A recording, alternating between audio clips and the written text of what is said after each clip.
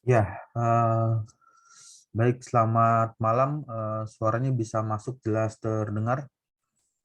Assalamualaikum warahmatullahi wabarakatuh. Bisa, Pak. Waalaikumsalam warahmatullahi wabarakatuh. Warahmatullahi wabarakatuh. Ya, untuk pertama kali bisa mengaktifkan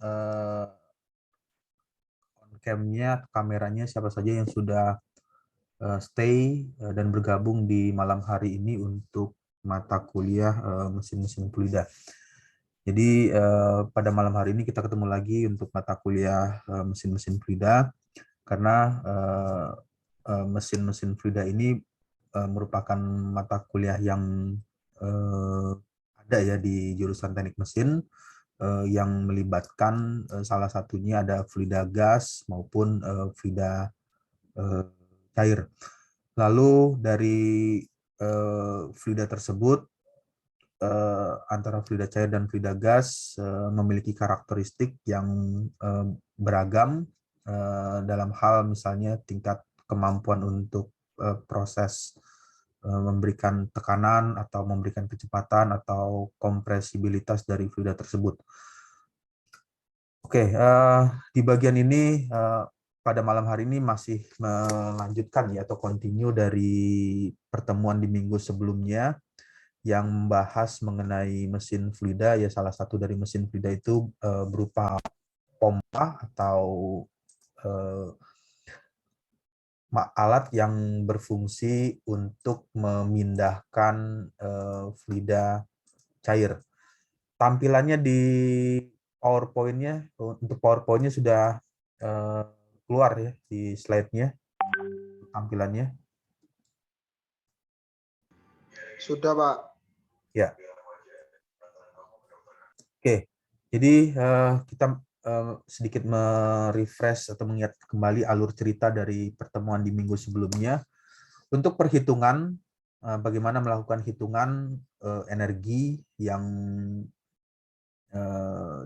dibutuhkan oleh pompa ketika pompa tersebut melakukan kerjanya, beroperasi memindahkan fluida cair dari satu tempat ke tempat yang lain, dari posisi rendah ke posisi yang tinggi. Jumlah energi yang diperlukan untuk memompa air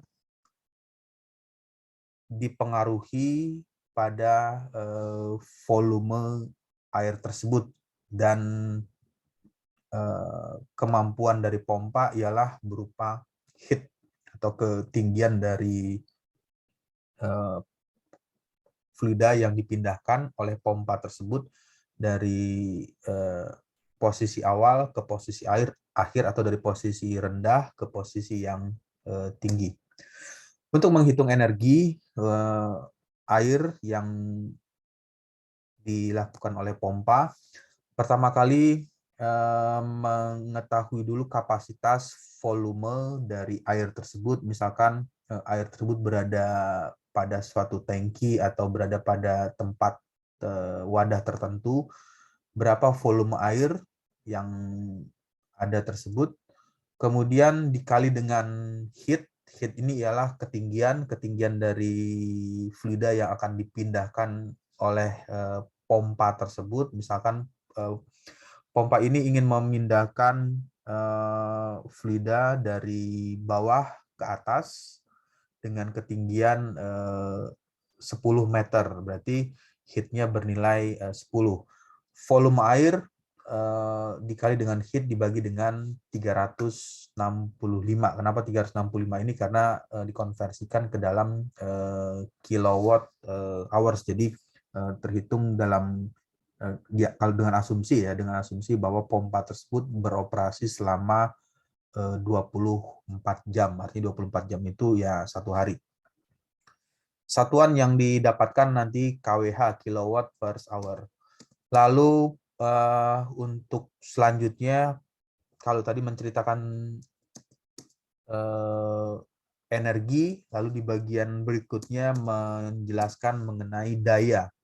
Daya atau power, tenaga atau daya power, laju penggunaan energi yang biasanya diukur dengan satuan watt ya. Satuannya adalah watt.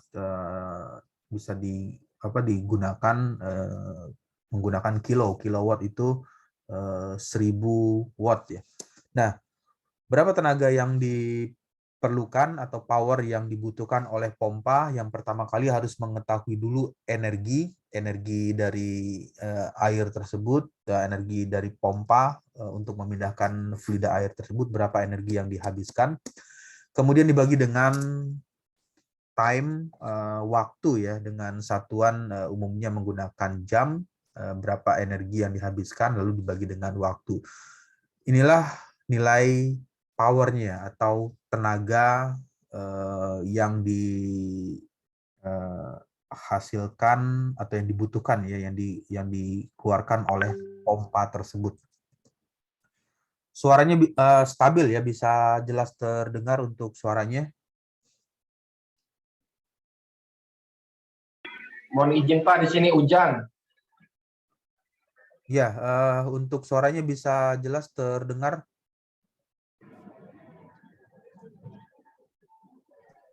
Agak putus-putus Pak dikit Pak. Ya, oke. Jadi di bagian ini tenaga kilowatt ya, tenaga kilowatt, energi dibagi dengan waktu dengan satuan yang digunakan adalah jam. Lalu di bagian selanjutnya adalah berapa nilai HP horsepower. Kalau dikonversikan 1 HP horsepower itu 0,74 kilowatt atau 1 kilowatt sama dengan 1,35 horsepower. Ya, ini adalah perhitungan ya yang dapat dipergunakan untuk menghitung berapa nilai daya atau power dari pompa yang bekerja tersebut. Lalu selanjutnya menghitung tenaga, perhitungan tenaga dan energi pompa. Cara lain yang bisa digunakan untuk mengetahui berapa power dan energi dari pompa tersebut dengan mengetahui terlebih dahulu berapa nilai debit. Debit ini kita asumsikan fluida yang berpindah dari posisi awal ke posisi akhir atau fluida yang mengalir, berapa nilai debitnya dikali dengan 9,81 ya, 9,81 dikali dengan heat. Heat ini ketinggian fluida yang akan dipindahkan oleh pompa tersebut. Hasilnya nanti akan didapatkan berapa nilai energi dari pompa tersebut. Kemudian energi air energi yang diperoleh oleh air tersebut pada saat pompa beroperasi. Tenaga air kilowatt dikali dengan berapa lama waktu operasional, waktu pompa tersebut bekerja. Nanti bisa diketahui energi yang dikandung oleh air tersebut. Ya, di bagian ini ada contoh ya, contoh energi pompa. Misalkan jumlah air 600 meter kubik ya, artinya volume air tersebut berada pada tangki seperti ini, dipompa setiap hari ke suatu tangki yang terletaknya 10 meter di atas permukaan tanah. Nah, karena posisi airnya itu ada sumber air ya, sumber airnya itu berada di posisi bagian bawah, di bagian bawah dari air, di bagian bawah permukaan tanah, dibutuhkanlah pompa untuk dapat memindahkan fluida air tersebut ke dalam tangki dengan ketinggian 10 meter. Energi dari air diperoleh, bisa dihitung berapa volume yang dibutuhkan atau berapa besar volume dari tangki penyimpanan dikali dengan 10 itu pengaruh ketinggian heat ya. Ini adalah heat, ketinggian dari jarak antara sumber air, ketinggian air dengan ketinggian batas paling atas dari volume tangki tersebut, dari volume dari batas atas dari tangki tersebut. Tingginya adalah 10 meter. Dibagi dengan 365, karena 365 itu diasumsikan pompa ini melakukan kerja selama 24 jam. 24 jam itu satu hari ya. 365 diperolehlah nilai 16,4 kWh kilowatt hour per harinya. Selanjutnya pada contoh gambar di samping, yang ini ada gambarnya sama ya, di gambar di sebelah ini kondisinya juga sama, pompa seperti ini, ada volume tangki dengan tangki penyimpanannya itu mempunyai volume 600 meter kubik atau 600 meter pangkat 3 dengan ketinggian tangki 10 meter. Pada gambar diperlukan 600 meter kubik air untuk memenuhi tangki tersebut dengan posisi tangki ketinggian 10 meter. Energi yang dihabiskan dari pompa 16,4 kilowatt hour. Nilai 16,4 ini diperoleh dari perhitungan sebelumnya, 16,4 kilowatt hour. Kemudian yang menjadi pertanyaan, berapa tenaga air atau nilai powernya. Untuk menghitung tenaga air dari energi, air diperlukan waktu yang dibutuhkan untuk pompa tersebut memenuhi tangki dengan volume 600 meter pangkat 3 atau 600 meter kubik. Nah, di bagian ini untuk menghitung, yang pertama, jika pemompaan diasumsikan ya, kita mengasumsikan pompa tersebut melakukan kerja selama non-stop ya, 24 jam, 24 jam per hari, berarti dalam satu hari itu ada 24 jam, maka tenaga air bisa dihitung 16,4 dibagi dengan 24 jam, artinya bernilai 0,68 kilowatt untuk tenaga air tersebut.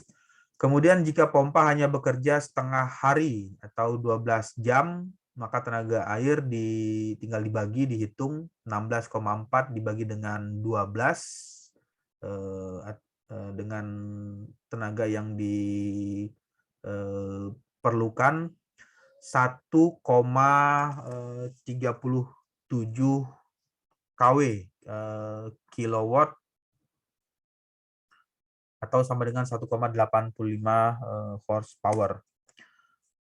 Lalu jika nilai waktu yang dibutuhkan pompanya itu lebih cepat lagi untuk memenuhi tangki tersebut, ya nanti bisa dihitung pada nilai ini tenaga yang dihabiskan oleh pompa tenaga air 16,4 dibagi dengan 6, maka nilai tenaga air yang dibutuhkan oleh pompa tersebut 2,73 kilowatt. Ya, sketsa dari pompa seperti ini, ada ketinggian 10 meter, kemudian ada tangki wadah ya yang perlu diisi oleh fluidanya fluida air dengan kapasitas volume 600 meter kubik. Jadi yang bisa dibayangkan kalau waktunya lebih cepat 6 jam, yang ini 12 jam, yang satu 24 jam, maka berpengaruh terhadap nilai nilai tenaga yang dibutuhkan oleh pompa tersebut. Jadi semakin cepat pompa tersebut memindahkan fluida, maka semakin besar nilai tenaga yang dibutuhkan oleh pompa tersebut untuk bisa memindahkan fluida dengan sangat cepat. Ya. Lalu di bagian lain ini menceritakan tentang power atau yang tadi daya ya, juga bisa dihitung dengan persamaan yang lain. Daya disimbolkan dengan ini, nu adalah kenaikan energi aliran fluida yang mengalir melalui pompa dengan persatuan waktu, atau biasa disingkat dengan WHP. Daya input yang dibutuhkan pompa bisa dihitung dengan kW dibagi dengan BHP. Nah, ini ada ilustrasi ya, ilustrasi dari pompa tersebut. Misalkan ini adalah pompa.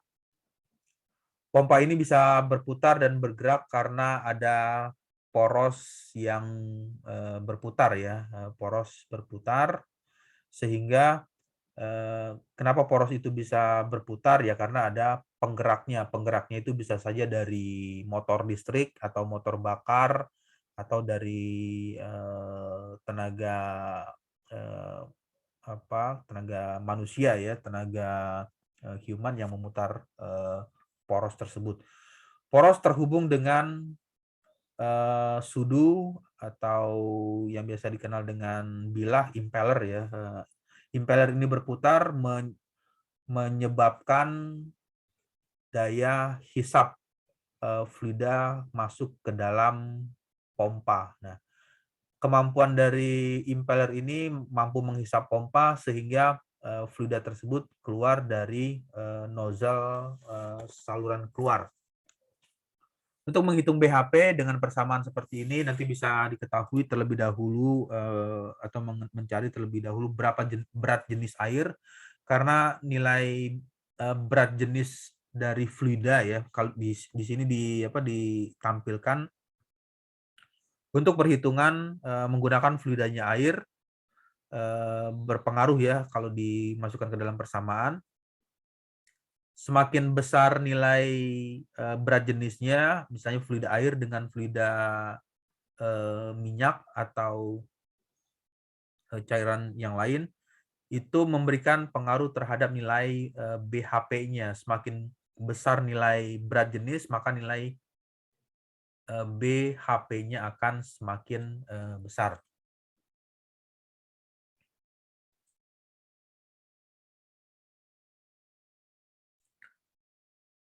Ya, selanjutnya tampilan share screen-nya bisa jelas terlihat. Terlihat, Pak. Ya, ini adalah energi equation, persamaan energi yang bisa dipergunakan. Energi equation atau di sini tuliskan suction lift, kemampuan untuk menghisap dari tipe jenis pompa sentrifugal pump, kemampuan untuk melakukan suction lift. Nanti bisa diketahui berapa nilai suction heat-nya dengan persamaan ini ya, PS per lambda ini disama dengan PA dibagi dengan nilai lambdanya. Nah, lalu dikali dengan nilai